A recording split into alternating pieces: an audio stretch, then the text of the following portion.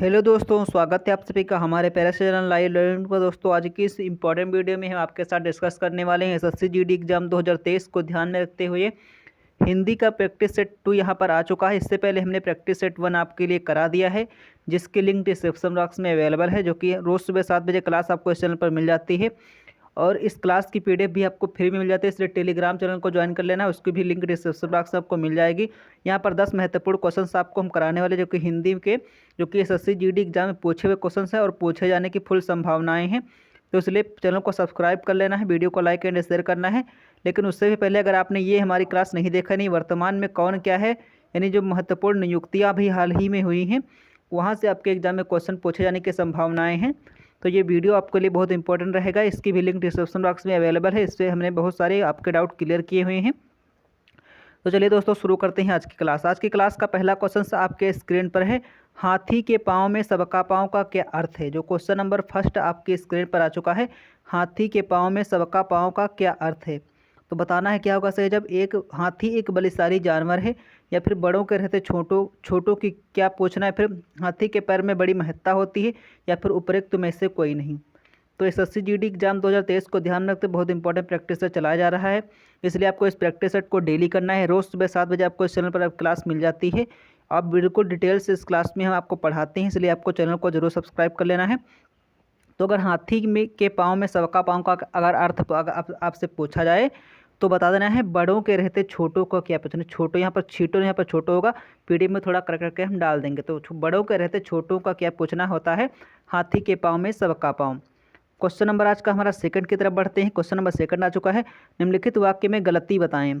तो गलती से बताना है आपको, क्वेश्चन बताना है। गलतियों से रिलेटेड भी क्वेश्चन आपके एग्जाम में पूछे जाएंगे, तो इसको भी अच्छे से आपको क्लियर करके चलना है गलतियों से। मानवता का सेवा करना हमारा कर्तव्य है, कोई त्रुटि नहीं। तो आपको ऑप्शन नंबर ए है मानवता का, ऑप्शन नंबर बी है सेवा करना, ऑप्शन नंबर सी है हमारा कर्तव्य है, ऑप्शन नंबर डी है कोई त्रुटि नहीं। तो उम्मीद है आप लोगों ने क्वेश्चन नंबर सेकंड का राइट आंसर जो है खोज लिया होगा। इसका राइट आंसर आप लोग चैट बॉक्स में आप लिखकर भेज सकते हो। आप चैट बॉक्स में अपना राइट आंसर लिखकर भेज सकते हो, मैं आपके राइट आंसर का वेट रहेगा। तो यहाँ पर आपका गलती आपको दिख रहा होगा साफ साफ, मानवता का लिखा है। यहाँ पर लिखा है मानवता का, जबकि होना चाहिए मानवता की सेवा करना हमारा कर्तव्य होगा। यहाँ पर अगर की होता तो बिल्कुल करेक्ट हो जाता, लेकिन यहाँ पर लिखा है का, तो आपका गलत हो जाएगा। तो ऑप्शन नंबर ए ही बिल्कुल सही हो जाएगा, ऑप्शन नंबर ए। बिल्कुल इसी फॉर्म में आपको क्वेश्चन आपके एग्जाम में देखने को मिलेंगे। फ्री में पीडीएफ आपको मिल जाती है, इसलिए टेलीग्राम को जरूर ज्वाइन कर लेना है, फ्री में पीडीएफ अगर प्राप्त करना है। क्वेश्चन नंबर थर्ड हमारा है। निम्नलिखित वाक्यों में से सही वाक्य का चयन कीजिए। मेरे को घर जाना है, मैंने को घर जाना है, फिर मुझे घर जाना है, फिर मुझको घर को जाना है। ये 4 वाक्य आपको दिए गए हैं, स्क्रीन पर आपको दिख रहे होंगे। इसमें से आपको एक सही वाक्य का चयन करना है, आपको करेक्ट वर्ड का, यानी करेक्ट वर्ड का जो है सिलेक्शन करना है। बताना है क्या होगा सही जवाब, आपका राइट आंसर क्या होगा, कौन सा ऑप्शन आपको करेक्ट दिख रहा है, कौन सा वो जो वाक्य है बिल्कुल सही फॉर्म में आपको दिख रहा होगा। तो उम्मीद है आप लोगों ने इसका राइट आंसर खोज लिया होगा। इसका राइट आंसर क्या बनने वाला है? तो इसका राइट आंसर आपको बन रहा होगा मुझे घर जाना है। नहीं, ऑप्शन नंबर ए बिल्कुल सी बिल्कुल सही जगह, मुझे घर जाना है। मेरे को घर जाना है बिल्कुल गलत हो जाएगा, मैंने को घर जाना है बिल्कुल गलत हो जाएगा, मुझको घर को जाना है बिल्कुल गलत हो जाएगा। तो ऑप्शन नंबर सी आपका सही हो जाएगा। तो यहाँ पर ऑप्शन नंबर सी पे गौर करके चलना है। क्वेश्चन नंबर 4 है। निम्नलिखित में से पुल्लिंग बताइए। पुल्लिंग बताना है आपको, यानी पुल्लिंग, स्त्रीलिंग नहीं बताना है आपको, पुल्लिंग बताना है। 3 शब्द यहाँ पर स्त्रीलिंग दिए गए हैं और एक शब्द आपको पुल्लिंग यहाँ पर है इस चारों ऑप्शंस में से, लेकिन आपको एक ऑप्शन में से बताना है, आपको चारों ऑप्शंस में से बताना है। एक पुल्लिंग शब्द छांट के बताना है। आबादी होगा, मजदूरी, बुढ़ापा, फिर खिड़की होगा। क्या होगा? पुल्लिंग शब्द। तो बिल्कुल इसी तरह के क्वेश्चंस आपके एग्जाम में पूछे जाएंगे। अगर आपने हमारे सभी प्रैक्टिस सेट को फॉलो कर लोगे, तो एग्जाम में आपको जो 20 में से 20 क्वेश्चंस आप आसानी से बना कर आओगे, ये हमारा आपसे वादा है। और आपको कॉन्फिडेंस भी आपको बूट हो रहा होगा। आपने 2 प्रैक्टिस सेट हमारे साथ कर लिए, तो आपका कॉन्फिडेंस भी अब बूट हो रहा होगा धीरे धीरे। तो अगर यहाँ पर अगर पुल्लिंग शब्द की बात की जाए, तो आबादी जो है आपकी स्त्रीलिंग हो जाएगी, मजदूरी भी स्त्रीलिंग हो जाएगी, खिड़की भी स्त्रीलिंग हो जाएगी, लेकिन जो बुढ़ापा आपका बन जाएगा ऑप्शन नंबर सी, ये आपका हो जाएगा, ये आपका पुल्लिंग शब्द हो जाएगा और यही आपका सही जवाब हो जाएगा। तो ऑप्शन नंबर सी यहाँ पर करेक्ट हो जाएगा। क्वेश्चन नंबर 5 हमारा है। बीजक किसकी कृति है? तो बीजक आपने भाई कई बार सुना होगा, कई बार एसएससी पूछा हुआ क्वेश्चन से, बीजक किसकी रचना है, बीजक किसकी कृति बताना है आपको। तो बीजक सिंपल सा बताना है आपको, बीजक किसकी कृति है? कबीरदास की, सूरदास की, बिहारीलाल, फिर तुलसीदास की। तो तुलसीदास जी ने क्या लिखा है, रामचरितमानस। आप सभी को पता होगा रामचरितमानस, रामलीला, नाहच्छू, इनकी कई रचनाएं जो आपको पता होना चाहिए, विनय पत्रिका, गीतावली, कवितावली, दोहावली, ये सभी तुलसीदास की रचनाएं हैं। अगर आप कमेंट करोगे तो स्पेशली वीडियो इन पर बना देंगे हम, आपकी जो रचनाएं हैं इन पर स्पेशली वीडियो हम बना देंगे अगर आप कमेंट्स करते हो। बिहारी लाल की बिहारी सत्सई है, सूरदास की सूरसागर, सुरसारा और साहित्य लहरी, 3 रचनाएं इनकी हैं। लेकिन यहाँ पर बच जाता है ऑप्शन नंबर ए बच जाता है कबीरदास, जो बीजक है वो कबीरदास की ही रचना है। ऑप्शन नंबर ए यहाँ पर बिल्कुल सही हो जाएगा। हमारा क्वेश्चन नंबर 6 है, निम्नलिखित में से तत्सम शब्द छांटिए। अनजान, सच, पत्ता या फिर घोटक। तो यहाँ पर आपको तत्सम तद्भव शब्दों से भी छांटने के क्वेश्चन भी मिल सकते हैं।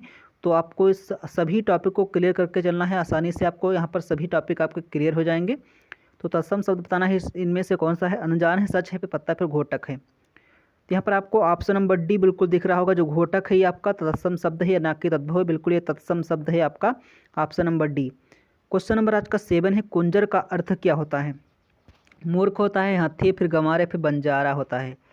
तो कुंजर जो आपका शब्द है, आपका कुंजर शब्द आपको दिख रहा होगा स्क्रीन पर। कुंजर शब्द का जो अर्थ है वो बताना है आपको क्या होगा सही जवाब। आप अपना राइट आंसर चैट बॉक्स में लिखकर हमें भेज सकते हो। तो कुंजर का अर्थ आपसे पूछा जाए तो कुंजर का अर्थ जो है हो जाएगा हाथी, यानी कुंजर का अर्थ हो जाएगा हाथी। और आप क्लास को आप लाइक कर सकते हो, शेयर भी कर सकते हो, यानी अगर आपको क्लास पसंद आ रही है तो लाइक कर सकते हो, शेयर कर सकते हो, चैनल को सब्सक्राइब भी कर सकते हो।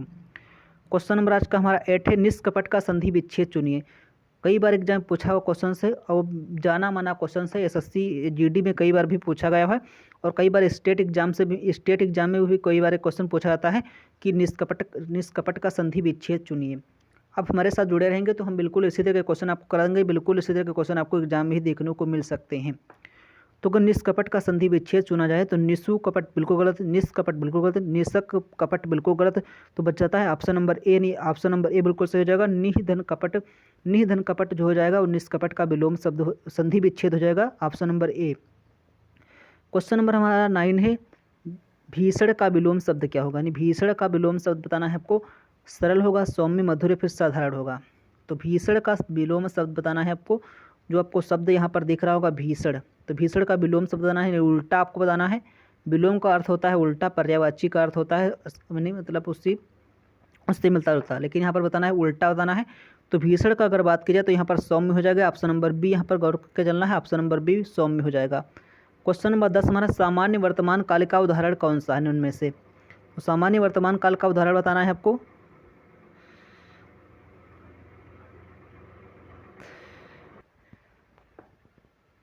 तो सामान्य वर्तमान काल का उदाहरण आपसे पूछा गया क्या होगा। सीमा बाजार जाती होगी, रवि ने खाना खा लिया, वह कोलकाता जाता है, फिर वर्षा हो रही थी।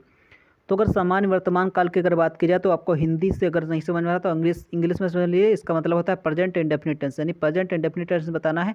ऐसा कौन सा वाक्य आपको दिख रहा है जो प्रेजेंट इंडेफिनिट टेंस में आपको दिख रहा हो, यानी प्रेजेंट इंडेफिनिट टेंस में आपको लग रहा हो, ऐसा कौन सा वाक्य आपको दिख रहा है। तो आपके लिए आप बिल्कुल आसान हो गया होगा क्वेश्चन।